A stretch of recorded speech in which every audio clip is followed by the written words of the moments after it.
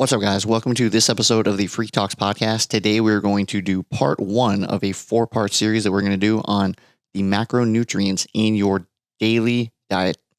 So the four primary macronutrients are going to be carbohydrates, proteins, fats, and yes, alcohol. Today, we're going to primarily talk about carbohydrates and how carbohydrates can help you in your physical activity, sports, exercise, fitness, and just how they help push your body and help replenish your energy stores while you're doing general physical activity. Out of the three food-based macronutrients, those being proteins, fats, and carbohydrates are probably the most misunderstood macronutrient. So some of you might know this, others of you might not, but there are basically two essential nutrients that the body requires in order to function properly. Those are going to be essential fatty acids and amino acids. Now, you can get essential fatty acids through dietary fats like nuts and nut butters and oils and avocados and those types of things. And then you get your amino acids through the digestion and metabolism of proteins. So seeing as there are only the two essential nutrients that you need, essential fatty acids, which come from fats, and amino acids, which come from proteins, what does that say about carbohydrates? Technically, carbohydrates are not essential or required for the body to properly function. Carbohydrates don't have anything to do with hormone balance or anything like that. So they aren't essential for the body. That said, they are the body's most desired, most optimal way of replenishing energy stores and building that energy up while you're working out and while you're exercising. How does that work exactly? So the body has three different forms of fuel that it utilizes during exercise.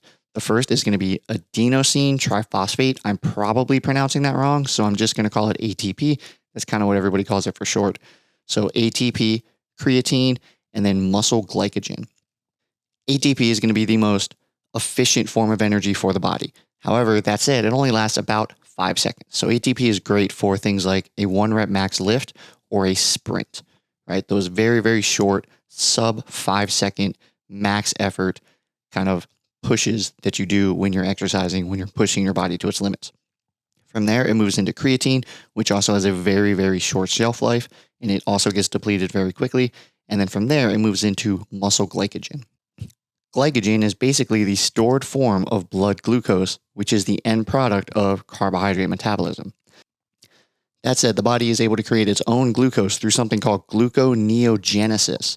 This is the body's ability to naturally create its own glucose, therefore its own muscle glycogen. It's just not as efficient as if you were to consume enough carbohydrates to create that muscle glycogen and replenish those ATP stores. Glycogen is actually stored in two places. It's stored in your muscles and it's stored in your liver. So the way this works, the muscles are going to be the biggest storage location for that glycogen. Therefore, the vast majority of the carbohydrates that you're consuming should be going into the muscles as they are metabolized and as they are processed throughout the body. And during prolonged physical exercise, physical activity, the body very quickly utilizes all of its ATP stores and all of its creatine stores, and then has to tap into that muscle glycogen in order to replenish the ATP and push a little bit further, get that last rep, push a little bit longer in that HIIT workout. Modern day trends like the keto diet or the carnivore diet basically tell you that carbohydrates are non-essential. You don't actually need them, which is 100% correct. You don't technically need carbohydrates for the body to function. That said, if you are very low on carbohydrates, your body is not going to be able to replenish those ATP stores, those energy stores, as rapidly, as quickly, or as efficiently as it could if you were on carbohydrates. Again, carbohydrates are the best source of muscle glycogen, which is going to help you to replenish those ATP stores quickly and allow you to push a little bit further and a little bit harder in each individual workout. So now that we've gone through a little bit of the science involved with carbohydrates, let's talk about some of the best sources of carbohydrates.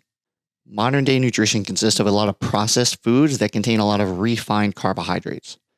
Refined carbohydrates have a very straightforward structure, and the body actually metabolizes them very, very quickly, which in turn leads to those spikes and drops of energy levels. If anybody's like me, you've gone out to lunch with coworkers or with friends, middle of the day, you've had a pretty big lunch with a high carb count, because anytime you go out, it's super easy to just way overindulge on carbs, specifically those, refined carbohydrates. And then you come back, you've got a lot of energy for about 20 minutes, half hour, And then maybe, 30, 35 minutes after you get back from lunch, you kind of hit that crash, you hit that wall, and you suddenly have zero energy. This is the product of those refined carbohydrates causing that massive spike of energy and then that massive drop of energy afterwards. For this exact reason, it is best if you eat unprocessed whole food type carbohydrates. So there is a list of really, really good ones out there that, I typically tend to trend towards when I have the ability to control exactly what I'm eating. Some of the best carbohydrates that I enjoy are going to be like white rice, brown rice, starchy vegetables, sweet potatoes, white potatoes, fruits, oats, quinoa, whole grain pasta, whole grain bread, those types of things. Those are the types of unprocessed, unrefined carbohydrates that you're going to want to be consuming on a regular basis. Those are going to be the carbohydrates that take a little bit longer to digest, but they allow the body to fuel itself a little bit better and a little bit longer, hopefully preventing those spikes and crashes along the way. That said, definitely understand everybody's taste buds are a little bit different. Some people don't like sweet potatoes. Some people don't like starchy vegetables. Some people don't like oats. Some people don't like quinoa. 100% get that. So the goal here is to find 4 or 5 of those whole food carbohydrate sources that you enjoy eating and that you can eat regularly, and then implement those into your daily nutrition, daily dietary habits.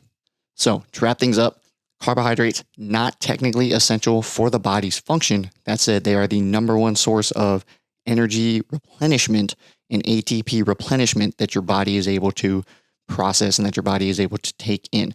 So not 100% essential, but if you're looking for optimal performance, if you're looking to build muscle, burn body fat, and exercise and have good performance when you're at the gym, then you're definitely going to want to make sure that you're getting in whole food, unprocessed carbohydrates on a regular basis. And that's going to help achieve the goals that you're looking to achieve. So carbohydrates, not the enemy. Thanks a lot, guys, for checking this one out. Next up, we will be talking about proteins, fats, alcohols. Look forward to those episodes coming down the line, and we'll see you next time. Hey, what's up? Thank you for checking out this episode of the FREQ Talks Podcast. If you found this interesting, please don't forget to like, subscribe, and hit that little notification bell so that you get notified every time we upload a new video. Thanks a lot. Have a great day.